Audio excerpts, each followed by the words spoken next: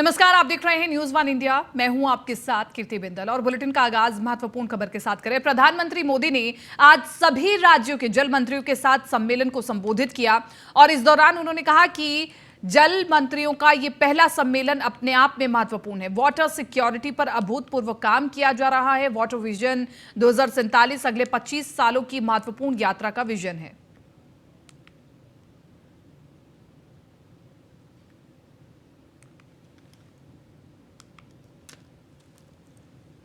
इससे जनता में जब ये सब देखते हैं, इन्वॉल्व होते हैं, तो ये इस प्रकार की योजना हो या अभियान हो, एक सेंस ऑफ ओनरशिप आती है।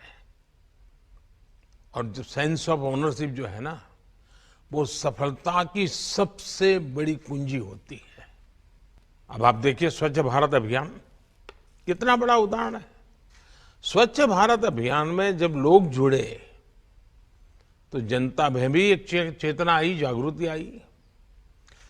गंदगी दूर करने के लिए जो संसाधन जुटाने थे, जो विभिन्न वाटर ट्रीटमेंट प्लांट बनवाने थे, शौचालय बनवाने थे, ऐसे अनेक कार्य सरकार के द्वारा हुए।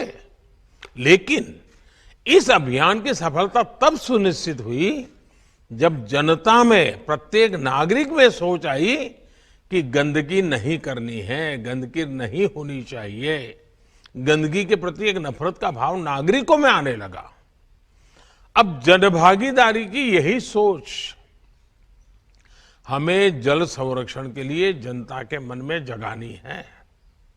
इसके लिए जनता को हम जितना ज्यादा जागरूक करेंगे, उतना ही प्रभाव पैदा होगा। दिल्ली के कंझावला हिट एंड रन मामले में दिल्ली पुलिस की जांच में कई अहम जानकारियां निकल करके सामने आई हैं। दिल्ली पुलिस के special CP law and order Sagarpreet Hooda ने बताया है कि इस मामले में 2 अन्य आरोपियों की भी संलिप्तता सामने आई है।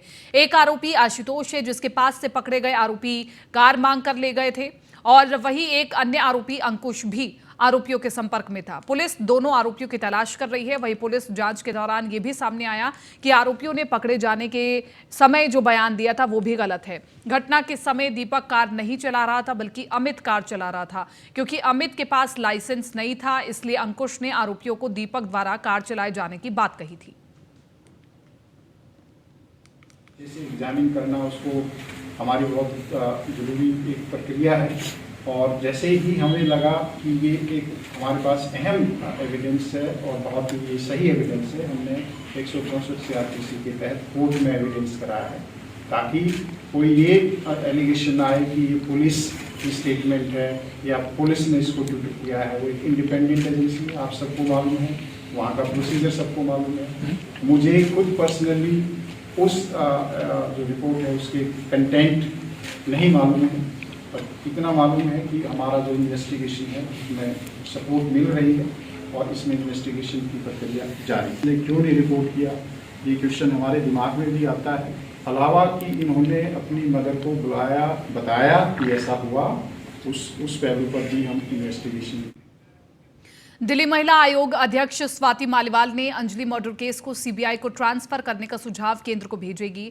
दिल्ली पुलिस के आयोग के सामने हाजिरी में दिए जवाब से दिल्ली महिला आयोग नाखुश है। आयोग का कहना है कि निधि का फोन अब तक जब्त नहीं किया गया, अभी तक सारे सीसीटीवी फुटेज नहीं खंगाले गए, केस में धारा 302 नहीं लगाई गई। हादसे की रात पुलिस का रिस्पॉन्स बेहद खराब रहा। चश्मदीद गवाहों का 164 बयान दर्ज नहीं किया गया। दिल्ली महिला आयोग ने दोषी पुलिसकर्मियों पर कार्रवाई की मांग की है और केस सीबीआई को सौंपने को कहा गया है। आज अंजलि के केस में हमने दिल्ली पुलिस को समन करा था। दिल्ली पुलिस के सीनियर ऑफिशियल्स आए हैं और उन्होंने हमें एक जवाब दिया है। जब हमने उनसे पूछने की कोशिश करी कि उन्होंने किस तरीके की जांच करी है, तो उनकी जांच में बहुत सारे प्रश्न चिन्ह निकल कर आए हैं। मेरी ये रिकमेंडेशन है केंद्र सरकार को कि ये केस तुरंत दिल्ली पुलिस से लेके सीबीआई को ट्रांसफर कर देना चाहिए, क्योंकि अभी तक जो दिल्ली पुलिस ने जांच करी है इस केस में, वो मेरे हिसाब से बिल्कुल चिंताजनक है और संतुष्ट करने वाली नहीं है। आज अंजलि के दिल्ली में यमुना की सफाई को लेकर सरकारी और गैर सरकारी दावे लगातार दिखाई दे रहे हैं, फेल होते साबित हो रहे हैं। लेकिन केंद्रीय प्रदूषण नियंत्रण बोर्ड की साल 2022 की नई report polluted reverse stretches for restoration of water quality इसे सिरे से नकारती है। रिपोर्ट के अनुसार सीपीसीबी ने जब 2018 से 19 में राजधानी में यमुना की अलग अलग लोकेशनों से पानी के नमूने लिए, तब बायोलॉजिकल ऑक्सीजन डिमांड की सबसे ज्यादा मात्रा 83.0 मिलीग्राम प्रति लीटर थी और 2021 और 22 में लिए गए नमूने में भी इसकी मात्रा 83 मिलीग्राम प्रति लीटर ही मिली। सीपीसीबी सदस्य डॉक्टर अनिल गुप्ता ने बताया कि दिल्ली में यमुना सर्वाधिक प्रदूषित है, इसलिए क्योंकि यहां तमाम छोटे बड़े नालों का पानी गिरता है। जब तक इसे नहीं रोका जाएगा तब तक इसकी स्थिति में सुधार संभव नहीं है। नाले अभी भी यमुना में गिर रहे हैं, वहीं राज्य सरकार भी इसके लिए जिम्मेदार है।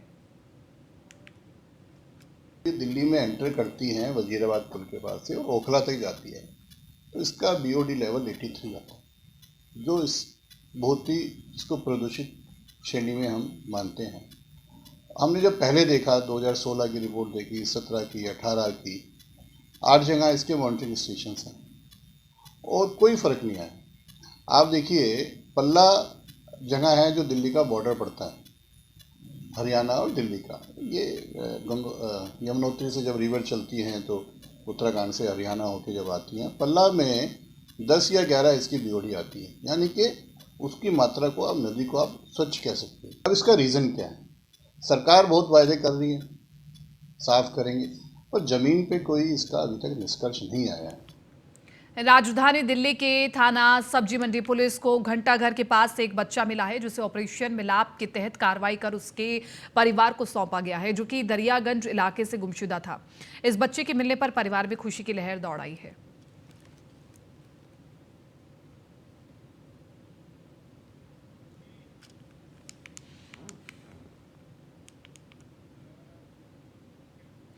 रोहिणी में सरोज अस्पताल प्रशासन पर बड़ी लापरवाही बरतने का मामला सामने आया है।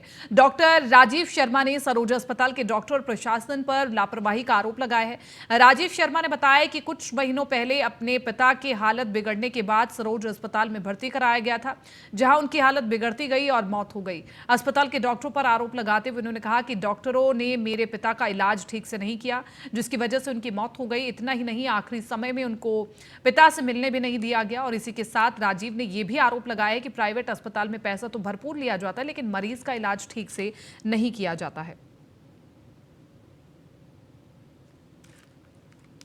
फादर साहब के साथ मिलने नहीं दे रहे ताकि उनकी तबीयत बहुत ज़्यादा ख़राब है। एक बारी पीसीआर को बुलाने का मतलब था कि इंस्ट्रक्शन वहाँ से डीसीपी ऑफिस से और एसएचओ रोहिणी से और एसीपी से यहाँ पर पहुँच गई कि यहाँ पर जो है ये डॉक्टर को बिल्कुल अस्पताल में मिलने नहीं देना और इनके फादर का कोई ट्रीटमेंट नहीं होगा। और वो ही हुआ। मैं बार बार पीसीआर कॉल करता रहा कि मेरे फादर से मुझे मिलवाया जाए, मेरे फादर का ट्रीटमेंट करवाया जाए, लेकिन सर पीसीआर कहती है, जो इनका एमएसओ बिल्डिंग है पीसीआर का, वो कहती है मोर देन 40 कॉल की सर मैंने, और मेरे को उनसे मिलने दिया जाए, उनका ट्रीटमेंट भी यहाँ पे जो है अच्छी तरह करवाया जाए। बट पुलिस ने मेरी कुछ नहीं सुनी और इतना कर दिया कि एक बेड के ऊपर वो एडमिट थे, उन्होंने एम्बुलेंस में ही आखिरी सांस ले ली। ये मेरे फादर का कोल्ड ब्लडेड मर्डर किया गया इस अस्पताल। दिल्ली के खानपुर इलाके में सीवर बहने से लोग काफी नाराज हैं, जिसकी वजह से लोगों में प्रशासन के खिलाफ काफी आक्रोश है। आपको बता दें कि इलाके में सीवर का पानी सड़कों पर बह रहा है, जिस पर प्रशासन का बिल्कुल भी ध्यान नहीं है। प्रशासन बिल्कुल मूक दर्शक बनकर के बैठा हुआ है। लोगों का आरोप है कि दिल्ली जल बोर्ड के कर्मचारी ना तो काम करते हैं और ना ही लोगों की समस्याओं को सुना जाता है। विधायक भी जनता की परेशानियों को नहीं सुनते हैं, जिसकी वजह से स्थानीय लोगों में काफी गुस्सा भरा हुआ है। लोगों का कहना है कि अगर उनकी बात को नहीं सुना गया तो विधायक के खिलाफ धरने पर बैठेंगे।